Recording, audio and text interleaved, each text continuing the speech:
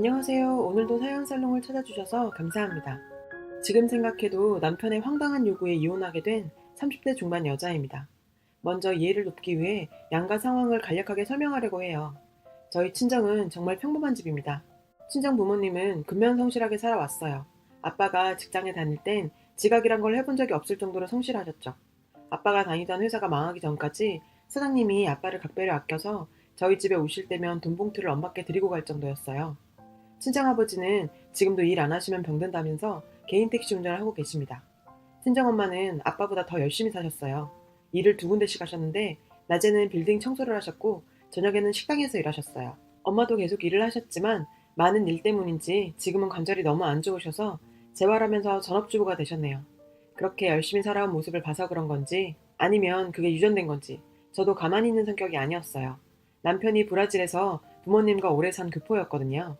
직장도 브라질에 있으니 결혼하고 저도 외국으로 나오게 되었어요. 처음에는 언어가 안 돼서 어디 나가지도 못했지만 1년 정도 어학원 다니면서 의사소통이 되기 시작했어요. 그래서 30년 산 시부모보다 말도 잘하고 특히 계약서나 부동산 문서는 저도 정말 잘 아는 수준이 되었죠. 시아버지가 브라질에서 수출입 도매상을 하셨는데 최근엔 계속 잘 안 되다가 제가 오면서 사업이 잘 풀리기 시작했어요. 제가 오고 시댁 자산은 30억 정도가 됐으니까요. 그전엔 과일을 주로 다뤘는데 생물이라 다루기도 어렵고 배로 가는 시간이 오래 걸려서 근래엔 날씨 탓에 수익보다 손실이 더 클 때가 많았어요. 제가 어학원 다니면서 만난 미국 친구가 자기는 커피를 알아보러 왔다고 하더라고요. 혹시 같이 할 생각 있으면 같이 알아보자는 제안에 한국에서도 커피 전문점이 늘어나고 있었거든요. 괜찮다고 생각했어요. 둘 다 경험이 없었기 때문에 수출입 업무를 보는 시아버지 회사를 통해 거래를 하기로 했습니다. 미국 친구와 함께 원두매를 찾아다녔고 저는 한국과 아시아 지역을 맡고 그 친구는 미국과 유럽을 맡아 판매하기 시작했어요. 그렇게 시아버지 회사도 성장하게 되었고 자연스럽게 저도 일원이 되었죠. 남편도 시아버지를 도왔는데 영업도 잘 못하고 계산도 빠르지 않아서 도움이 안 되고 있었거든요. 커피 사업으로 인한 수익은 1년 매출은 15억 정도고 순이익은 5억 정도 되었어요. 일도 잘 풀리고 미국 친구가 저와 마음도 잘 맞아 일하는 것도 정말 즐거웠습니다. 그렇게 같이 일하다 그 친구 어머님 건강이 안 좋아지셔서 급하게 미국으로 귀국해야 하는 상황이 됐어요. 타지에서 마음 맞는 친구가 생겨 정말 좋았던 저도 상심이 컸죠. 그 친구의 일도 넘겨받게 되어 더 정신없이 일했던 것 같아요. 저는 한 달에 인센 포함해서 1,000만 원 정도 받았습니다. 제가 하는 일과 매출에 비해 적은 돈이었지만 가족이니까요. 브라질은 물가가 우리보다 낮아서 같은 돈이면 더 많은 일을 할 수 있는데 비해 정작 쇼핑을 하고 싶어도 마음에 드는 게 별로 없었어요. 자연스럽게 돈이 있어도 쓸 수 있는 상황이 못 됐던 거죠. 사실 더 필요가 없었다는 게 맞겠네요. 제가 여유가 되니 친정 부모님께 매달 500 정도 드리고 나머지는 모두 적금으로 들었어요. 시부모님은 제가 일하면서 더 번 돈으로 부동산으로 재산을 좀 굴리면서 부자 소리 들으면서 살게 됐고요. 양가 상황은 이렇고 남편과는 회사에서 일하면서 거래처 관계로 만났어요. 저는 작은 무역회사를 다니고 있었고 남편은 외국에서 살고 있는 교포였죠. 그때 남편은 한국에 있는 시간이 길어야 3개월 정도 있었는데 그 기간 동안 매일 만났어요. 그리고 6개월 정도 떨어져 있었고 3개월 만나고 이런 식으로 2년 연애했어요. 만날 때나 멀리서 통화할 때나 세상 다정한 사람이었어요. 항상 절 먼저 생각해주고 배려해주는 모습에 남편이 점점 더 좋아졌습니다. 그렇게 2년을 연애하고 결혼하게 됐어요. 저희 부모님은 하나밖에 없는 딸이 결혼하고 외국으로 간다는 사실에 많이 슬퍼했지만 그래도 제가 행복하기만 하다면 얼마든지 보내줄 수 있다고 하셨어요. 그렇게 결혼을 하고 브라질에서 살게 된 거예요. 사랑스러운 아들이 태어났고 결혼 생활이 다 그렇듯 문제가 없진 않았지만 열심히 살고 있었어요. 그런데 남편이 아들 태어나고 나서부터 이상한 행동을 보이기 시작하더라고요. 하루는 신랑이랑 둘이 집에서 한국 방송을 보면서 식사를 하고 있었어요. TV에서 마침 나 혼자 산다 재방송을 하고 있었고 남자 연예인이 좀 과하게 변장을 하고 꾸민 채 등장하는 장면이 나오는 중이었어요. 저는 그 모습이 웃기고 특이하다고 생각해서 저 남자 누구지? 하며 혼잣말로 웃었죠. 갑자기 신랑이 기안84 하면서 약간 발끈한 듯한 목소리로 말을 하는 거예요. 그래서 제가 기안84야? 그렇구나 하니까 신랑이 넌 왜 기안84인 거 알면서 모르는 척을 하냐? 버럭 화를 냈어요. 저는 그 사람을 평소 알고는 있었지만 그냥 알고 있었다는 거지 분장을 과하게 하고 나오니까 정말 몰라봐서 모른다는 것 뿐인데 신랑은 어떻게 기안84를 모르냐며 진심으로 화를 내고 있었어요. 그래서 저도 얘기했죠. 내가 그 사람을 몰라보는 게 화낼 일이야? 이게 이렇게 화를 낼 일인지 모르겠어. 내가 기안84인 걸 알면서 모르는 척해서 얻어지는 게 뭐가 있다고 거짓말을 하겠냐? 불만이 있으면 말을 해. 라고요. 신랑은 절대 사과하지 않고 저를 노려보며 괜히 성질만 내길래 체할 것 같아 밥도 못 먹고 숟가락 내려놓고 방으로 들어와 버렸어요. 그때부터 남편은 뭐가 정말 불만인지 대화를 할 때마다 이상하고 괴상한 논리를 펴더라고요. 연애할 때도 그럴 때가 가끔 있었지만 대수롭지 않게 여겼거든요. 그러다 결정적인 문제가 터졌어요. 남편이 갑자기 딸을 하나 더 가지고 싶다고 하는 거예요. 저는 아무 생각 없이 우리 그럼 열심히 노력해서 하나 더 낳을까? 라고 물었어요. 그런데 남편이 약간 뜸을 들이더니 하는 소리가 인종개량을 하고 싶다는 겁니다. 그게 무슨 소리냐고 했더니 백인 여자 피가 섞인 혼혈아를 낳고 싶다는 거예요.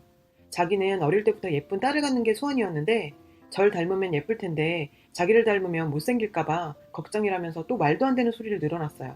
더 황당한 건 우크라이나에서 이미 난자를 제공할 여성을 봐놨으니 저보고 대리모를 해달라고 말하는 거예요. 사실 그때까지만 해도 장난인 줄 알고 아니 우리가 한국에 있다면 모를까 이미 브라질에 있는데 더 쉽게 브라질에서 구하지 웬 우크라이나야? 했죠. 뜬금없이 우크라이나 얘기가 나오길래 저도 장난처럼 웃으면서 한 농담이었거든요. 그런데 신랑이 정말 진지한 거예요. 브라질에서는 자기가 원하는 조건이 없고 우크라이나에 자기가 원하는 조건의 여자가 있다고 했어요. 그러면서 여자 프로필을 보여주는데 나이 20살에 키는 176, 금발이고 굉장히 이쁘더라고요. 정말 이미 다 알아본 거였어요. 그리고 혈액형은 A형. 혈액형까지 맞췄대요. 저도 A형이거든요. 그러면서 남편은 난자를 빌려와도 우리 부부 자식으로 키울 건데 제가 배 아파 나아야 모적인 생기지 않겠냐고요. 자기는 두 집 살림하기 싫으니 이런 방식이 제일 좋을 것 같다네요. 거기다 저희 친정부모 얘기까지 꺼내더라고요. 아무리 백인 혼혈아가 나와도 제가 배 아파 낳은 자식인데 오해하시겠냐며 시부모님이 오해하는 건 자기가 다 막아주겠다고 하면서요. 그걸 걱정이라고 해주는 거랍니까? 아니면 이걸 위로라고 하는 건지 생각이 없는 건지. 그땐 이런 상황이 화가 난다기보다는 어이가 없어서 대꾸도 안 했어요. 이런 미친 생각을 할 수 있는 사람이란 게 도무지 이해가 가지 않았어요. 차라리 바람을 피는 게 낫다고까지 생각했으니까요. 그 얘기를 계속하길래 저는 죽어도 대리모는 못하겠다고 했죠. 남편이 자기는 이혼을 하더라도 딸을 만들 거라고 하더라고요. 제가 정말 스트레스를 너무 받아서 시부모님께 남편이 이상한 말을 한다고 말씀드렸어요. 근데 시부모님의 반응이 이상했어요. 아들이 그렇게 원하는데 한번 생각해보지 않겠냐고 하는 거예요. 시부모님은 제가 시집와서 사업도 잘 되고 손주도 보시고 해서 행복해 하셨어요. 적어도 저는 그렇게 생각했습니다. 그래서 특별한 문제가 없었고 오히려 저는 이런 시부모님을 만나서 행복하다고 생각하고 살았거든요. 사람이 원하는 게 정도가 있는 거지 이런 상황에서 아들 편을 든다는 건 부모도 제정신이 아니라는 생각이 들었어요. 어머님, 아버님, 저한테 어떻게 그런 말씀을 하실 수가 있으세요? 제가 딸이라도 그렇게 말씀하시겠어요? 아니, 굳이 딸이 아니더라도 길 가다 한번 물어보세요. 아들 포함 이 가족이 하고 있는 생각이 정상적인지요? 따져 물었어요. 그랬더니 두 집 살림한다는 것도 아닌데 예쁜 딸 낳고 싶다는 아들이 안타깝다고 하는 거예요. 띵. 정말 뒤통수 제대로 맞은 기분이었어요.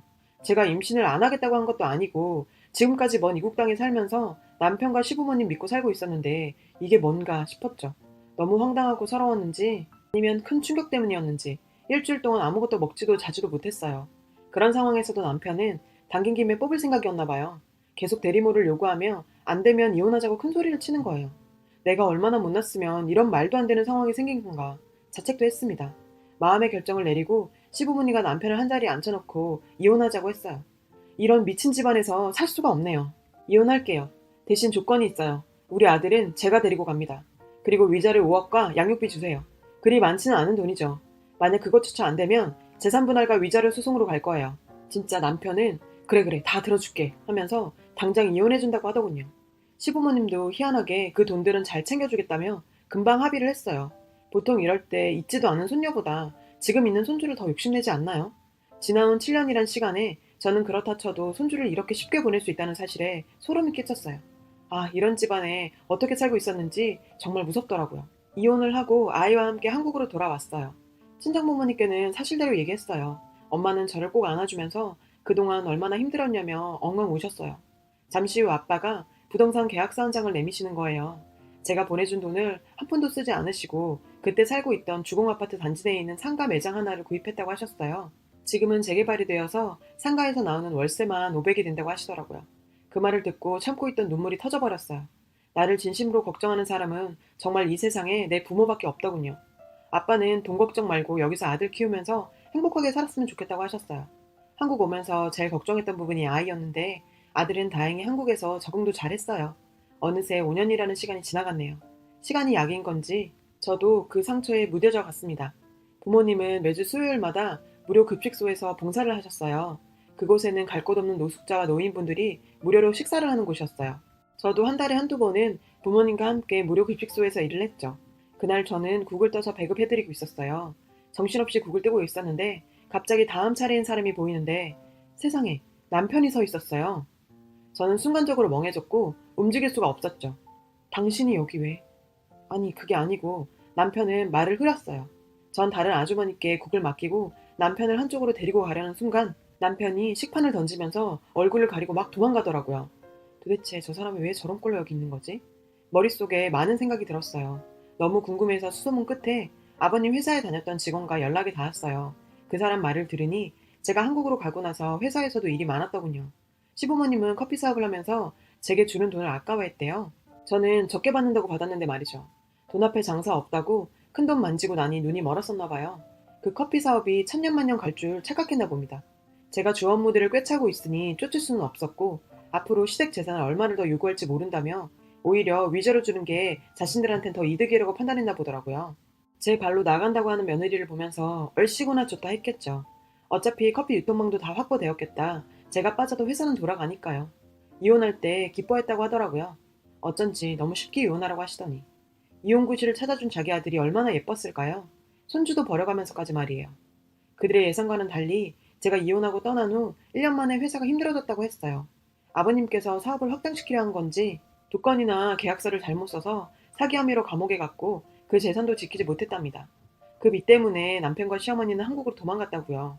그렇게 되었다면 이제 제가 있는 곳을 알았으니 매주 오면 어떡하지? 이사를 가야 하나? 그런 생각이 머릿속을 가득 채웠어요. 만약 다음 주에 여기 급식소로 또 온다면 이곳에는 못 오게 해야 한다고 생각했어요. 돌아오는 수요일에도 급식소에 나갔죠. 몸은 일하고 있었지만 이리저리 둘러보면서 눈은 사방을 살피고 있었어요. 하지만 배급 시간이 끝나도 남편은 나타나지 않았습니다. 죄를 지어서 그런 건지 부끄러워서 그런 건지 그 다음 주도 이번 달도 지금까지 나타나지 않고 있어요. 지금 생각해도 남편의 갑작스런 그런 행동들이 이해가 가질 않습니다. 우리는 이미 아이가 있는데 우크라이나 난자라뇨. 저는 아이와 부모님과 행복하게 잘 살고 있습니다. 저를 사랑해주는 부모님 덕이 크죠. 말도 안 되게 망가진 시대 꼴을 보니 사람은 마음을 곱게 쓰고 살아야 된다는 생각이 많이 드네요. 이 글을 읽고 계신 여러분도 행복한 삶 살고 계셨으면 합니다. 여러분, 사연 댓글에 응원과 현명한 조언 부탁드려요. 좋아요와 구독은 저에게 큰 힘이 됩니다. 오늘도 좋은 일 가득하세요.